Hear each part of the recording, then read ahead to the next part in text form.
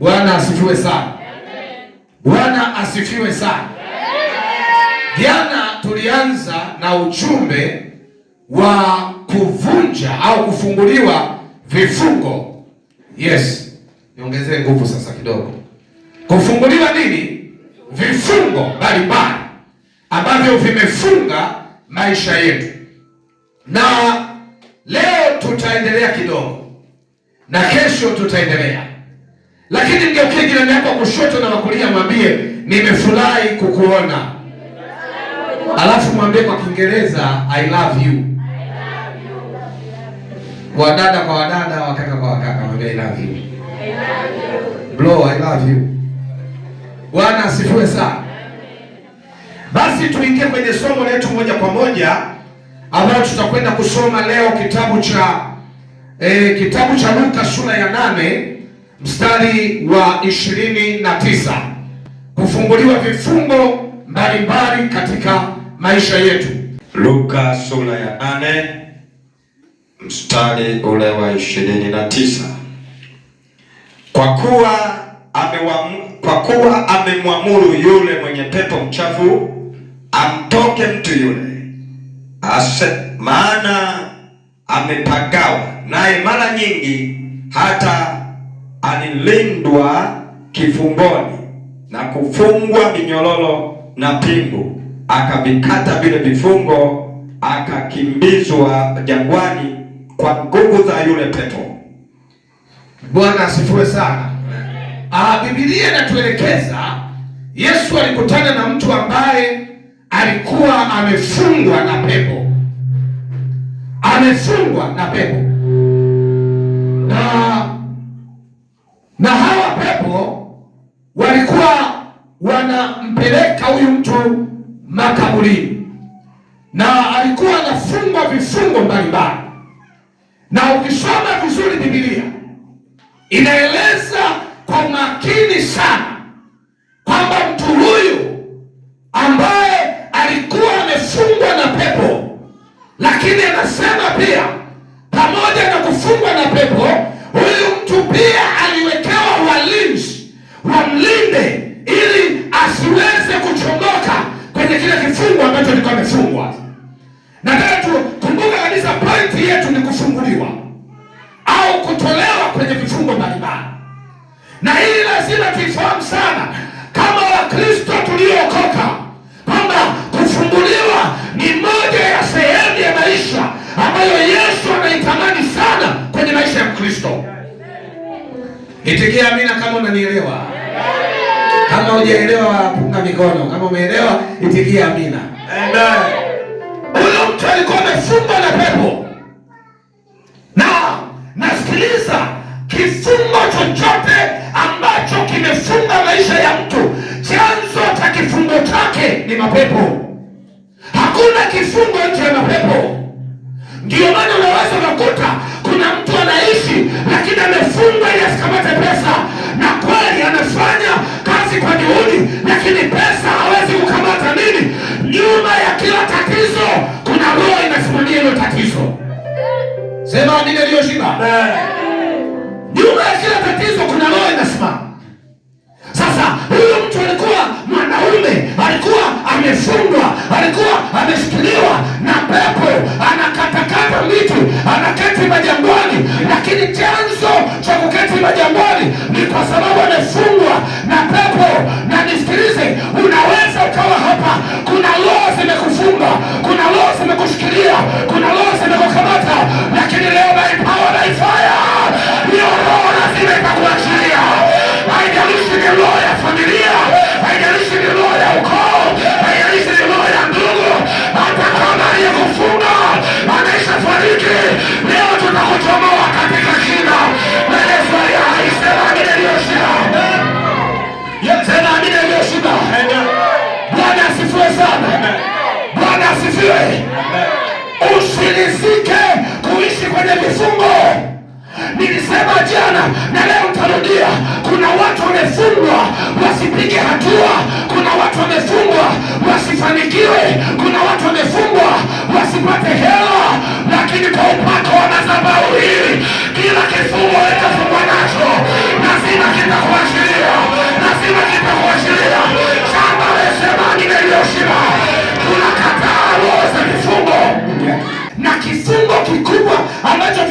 yanatesa watu wengi, magonjwa ya kupandikiziwa. Magonjwa. Nilisema jana, mtu akiokoka hana ugonjwa wake, magonjwa yote ni ya shetani. Mgeukie mwenzio mwambie ondoka kwenye kusema huu ni ugonjwa wangu. Huu ni ugonjwa wangu. Hata bibi yangu aliwahi kuumwa ugonjwa. Na kuna watu wamefungwa na roho ya ulevi, familia wanalewa, na yeye ameokoka, akipita karibu na baa anaanza kukemea moto moto, hili ni jaribu langu, ungua. Hapana, achana na hizo. Yesu akikuweka huru, umekuwa huru kweli kweli. Yesu akikufungua, umefunguliwa kweli kweli. Ona amina za watu hawa, wao wamefunguliwa. Acha kuogopa. Unatamani kuiacha, lakini imekung'ang'ania. Nyuma ya tabia hiyo kuna pepo linasimamia. Ukisoma vizuri Biblia inasema kuna siku Yesu alikwenda kwenye sinagogi, akamkuta mwanamke amefungwa zaidi ya miaka 12. Mwanamke hafanyi chochote. Unakumbe mtu anaweza akawa kanisani kama hana juhudi wala hana bidii, anaweza akasali sawa, akaimba sawa, akacheza sawa. Vifungo haviogopi kuimba, haviogopi kucheza, vinaogopa upako wa Jehova. Aliyebeba upako, aliyebeba neema, hivyo vinaogopa. Sambalo unasema amina iliyoshiba. Unasema amina iliyoshiba. Unasema amina iliyoshiba. Unasema amina iliyoshiba. Ninatangaza 2026 waliokamata maisha yako wakayaashiria. Ninatangaza 2026 waliofunga biashara wakaziashiria. Ona amina za watu. Bwana asifiwe. Amen. Mgeukie mwenzio mwambie maisha unayoishi sio ya kwako. Umelizika. Haleluya, tutaenda mbinguni. Amina. Nana sifa za Baba, nakushukuru. Hakuna mahali ambapo walokole tunashindwa kupenya na kuwa na ufahamu wa kiroho kama kulizika kwenye maisha ambayo sio ya kwetu. Sio mpango wa Mungu kusimamishwa kwenye daladala, umepanda umesimama, haleluya, lika. Na ndio bahati mbaya upande madaladala kule kwetu Dar es Salaam, unasimamishwa na binti akishajua wewe mlokole, likifunga tu breki anakuletea ngii, unabaki moto, unajirudisha nyuma moto. Kifunga breki kakajileta, unabaki ungua. Unarudi mwisho siku, unafika mwisho unaona kutana na mtu naye huko umegonga tena ngii, unasikia naye ungua. Sio mpango wa Mungu. Mpango wa Mungu 2026, Mungu akupe kumiliki gari lako na nyumba yako. Mungu akupe kumiliki biashara zako. Mungu akupe kumiliki afya yako. Mungu akupe kumiliki chochote unataka. Wacha Jehova waachilie neema ya kumiliki, ukapenye pasipopendeka. Walioshangilia wangesema amina iliyoshiba. Wangesema amina iliyoshiba. Wangesema amina iliyoshiba. Bwana asifiwe. Kuwa na nyumba yako ni mpango wa Mungu. Wangapi wananielewa? Ndio kimwezi umekuwa na ghetto ni mpango wa Mungu. Yes. Sio na Bwana asifiwe. Namshukuru Mungu mimi nimepanga nyumba nzuri. Kama kupanga tunapanga kwa muda. Lakini kuna mahali tunaelekea. Yes. Bwana asifiwe. Nasema amefungwa na pepo.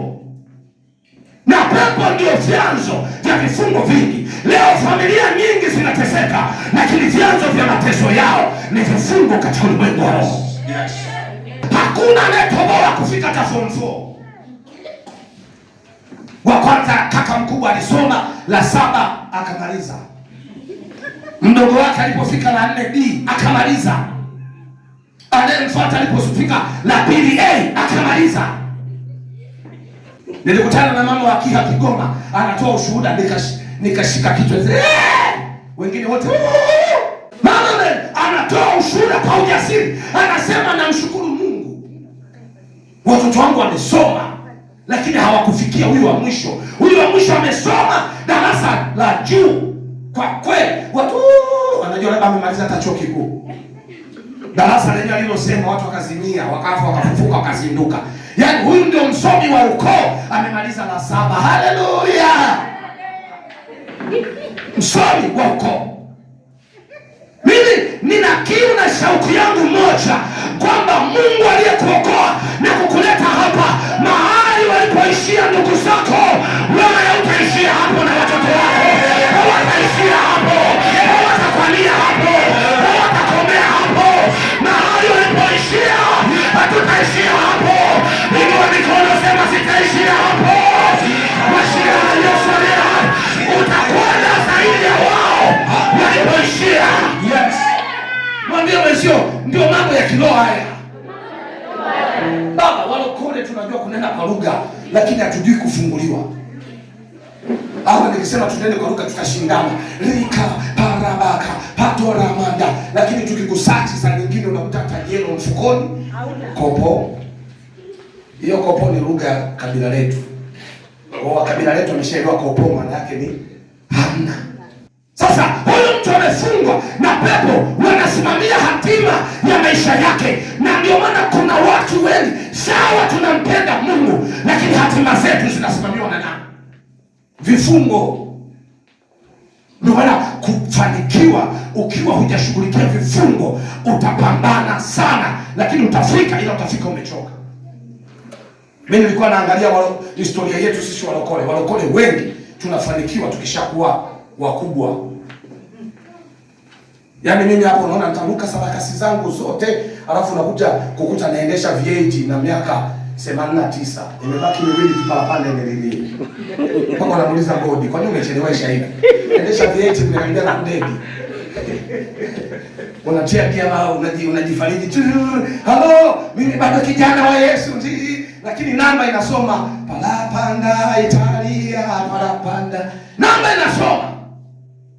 Lakini tukigundua, tukafahamu ya kwamba Mungu wetu ametuokoa, si kwa bahati mbaya, kuna kusudi ametubebesha, lazima tusimamie ile kusudi na kusudi likatokea.